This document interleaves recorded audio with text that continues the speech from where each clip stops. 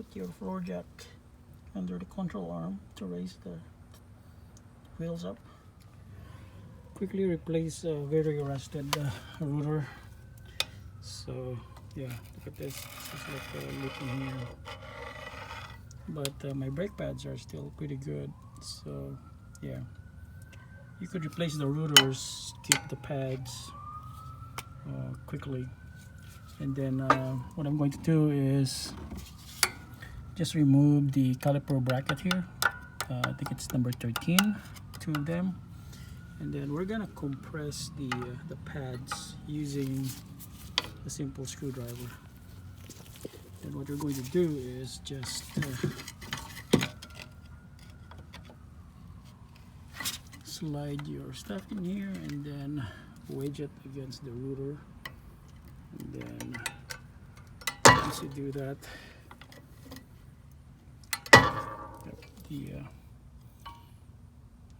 the caliper will compress. So just doing it slowly. You can do it slowly. Yep, and then you can see it move. Yeah. Sometimes it's also good if you open the brake fluid reservoir in there in case it will overfill. But as long as you're not overfilling it, it should be okay. So once you have that done, this rotor should move. Yep. So there's a large cut now. And then you could insert a screwdriver in here so that it will be on that side. Then same thing with the other side too. Really don't need that. Yep. So I'm gonna get my 13mm ratchet, and then using it, don't have space for a power tool here.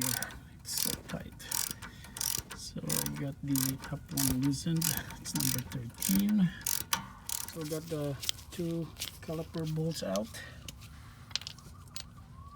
So my caliper now is very loose, and I have a hook in here. Probably hook it somewhere.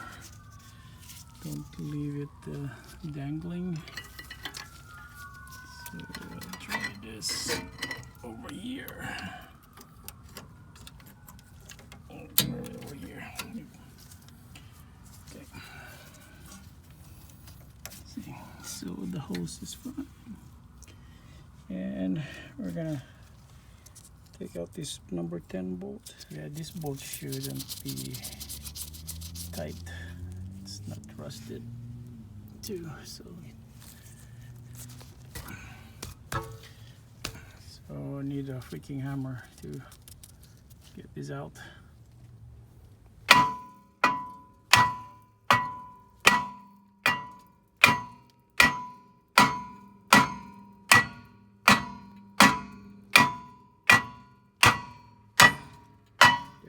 So get it out.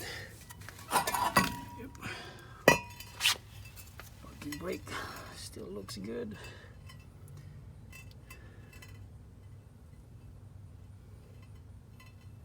Yep.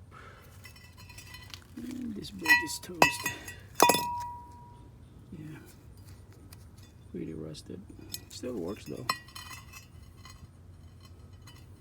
Yeah.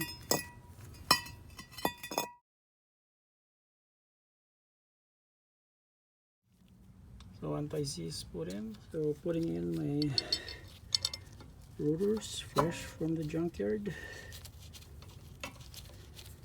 It's actually not very rusted.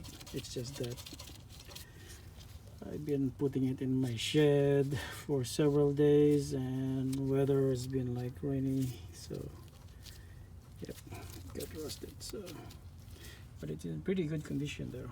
Got it for sale in probably like $7 or probably $5 in the junkyard. So with my caliper fully compressed, I could just slide in the assembly back without any issues.